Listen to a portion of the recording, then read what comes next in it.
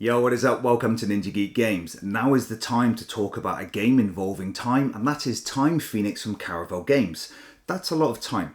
Time Fenix is a solitaire campaign game that hits Kickstarter in July, and there'll be a link to the campaign in the description. It promises puzzles, mazes, and decisions that affect future actions, and future decisions that affect past actions. The game is a sort of choose your own adventure, right, where you must navigate through a facility using card play and resource management as your tool to unlock doors, fight enemies, and use local amenities. During play, you'll be using various actions to move around the map to make your way to one or more crystals. As you progress through the game, you'll have access to more powerful cards and abilities so that you can go back to previous maps and attempt areas that were initially too difficult. There's a little bit of character development, and this depends on what you're able to collect within each of the 14 missions available. But ultimately, you're looking to solve the puzzle by playing efficiently, using the correct item or card at the right time. Now, this is just a prototype, so anything you see here is subject to change. Let's take a look. For the campaign, we have a player board that shows various character stats such as health and attack values, but it also has areas for collected resources and items. There's a deck of focus cards that you'll be drawing and playing throughout the game, and we have a small element of deck building or in-game construction because you'll be gaining more of these as the game progresses. This is the campaign sheet, and yes, it looks very busy. Although your health and other stats can be adjusted during play due to collected items, these are generally short-lived. Regardless of how you finish the previous mission, at your next, your player board stat values revert to what's shown here. You'll need to search for permanent upgrades to get these benefits. Each one of these sections represents an individual map area, so for each of the missions, you can track which individual crystals you've claimed, your victory point total for each area you've unlocked, and which missions you can go back to get more loot. But once you've fully completed a mission and gained every crystal for that area, you can't play that mission again. There are also a load of these laminated double-sided area sheets or maps. Each one represents one of the many areas on the campaign sheet, and as we'll see shortly, they consist of multiple corridors and rooms that are blocked by colour-coded doors and various enemies, and they all show your end goal, the crystals.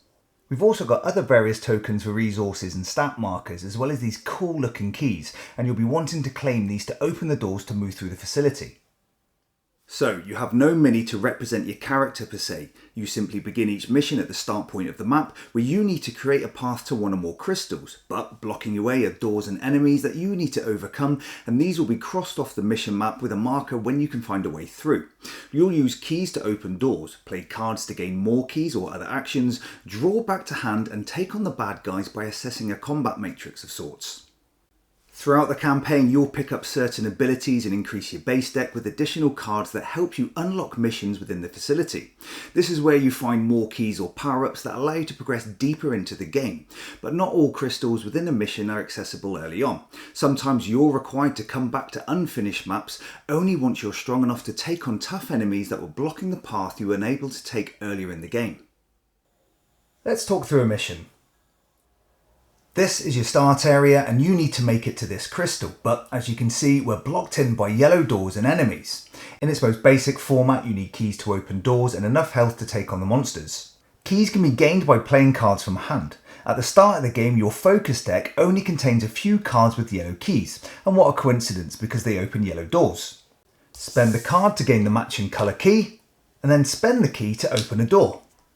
Now, you may ask why tokens are needed if you can just play the card, but I'll talk about that in a bit as it's quite important. As you unlock doors, you get access to hit points that provide a temporary boost for this mission. But you can also gain keys, and these are gained immediately as tokens, and it negates the need for playing cards from hand. Once you've defeated the required monsters and opened the necessary doors, you should have an unobstructed path to the crystal. Doing this will provide you with a bonus upgrade like a permanent stat boost. Now, this is just the first scenario, and it offers an introduction to the game where you're kind of sat on rails just to understand how the game functions, but the further you delve into the facility, the more difficult and convoluted the missions become. You also have access to a storybook. This provides a bit of narrative about your progress and where you are in the facility, and slowly introduces extra rules on a mission by mission basis, so you're not overwhelmed, and I'll go over these shortly. I'm not going to show you every scenario in the game. One, there's too many, and two, I'd spoil it for you, but I just want to go over some of the finer mechanics in an example of a more complicated level. As you can see from this mission, our start room is surrounded by multiple corridors, some blocked by doors and others monsters, and there are 4 crystals for us to collect. I'll go over combat shortly, but you could take on a few enemies here, head up and get some material resources, but I have to find some blue keys. This area is blocked by some rubble where you need a laser drill card drawn from your focus deck. Going this way means I'd have to find some yellow keys. I could gain some health doing this and find some red and blue keys, and these will let me open up other doors deeper within the facility. Now, I mentioned there are 4 crystals to go for. These 3 provide permanent stat increases, but this one opens up the next mission and also provides a laser drill card to add to the focus deck. This means I can revisit the mission later and eliminate all the rubble blocking the various paths, and this should support access to other crystals. So as you can see, you have to be one step ahead at all times.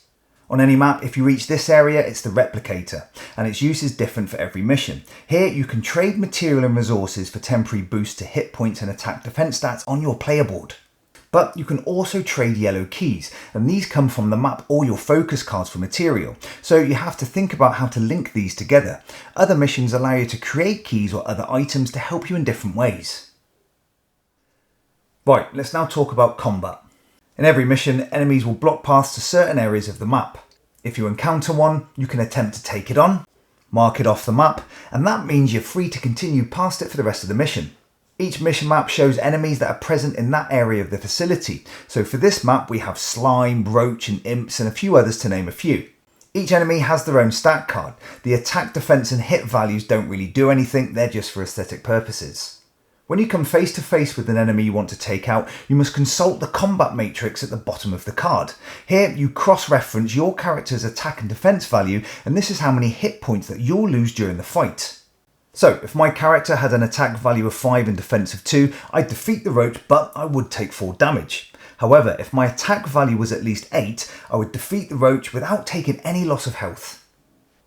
What you should do at setup is calculate this hit point loss for all of the enemies and mark it below the icons up here. This means you already know what effect the combat has on your health before deciding to take them on. It helps you plan when to pick up health, and you just need to update these if you get power boosts in that mission. At the start of the game, you have access to 6 focus cards, all showing a yellow key. 2 of these cards start in hand, and you can discard them to gain the matching key token to spend later. But you don't get to automatically redraw. To get more cards to hand, you have to take a focus action. First, your hand must be empty, so you should have played all your cards. Then you have to defeat the next manifestation, which is a posh word for monster, and it's in this row. You simply take any damage here, cross the manifestation off, and then draw 2 cards. What you'll notice is that in most circumstances, the manifestations get tougher, and you have a limited number of times that you can do this for each mission. As the campaign progresses, your focus deck gets buffed with more cards to include extra keys of all colours to open doors, but this black one acts like a skeleton key.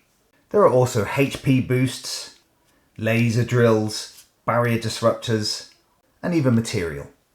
Unfortunately though, not all focus cards are beneficial. Certain manifestations have actions that place antagonistic cards into your deck. When you take on a spiderbot or parasite, they place virus and parasite cards in top of your deck.